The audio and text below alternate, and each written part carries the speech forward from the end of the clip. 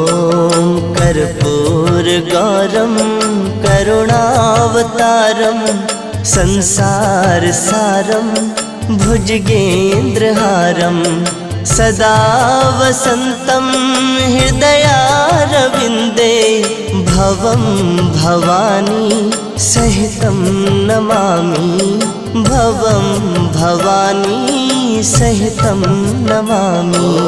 कर्पूरगौरं करुणावतारं संसारसारं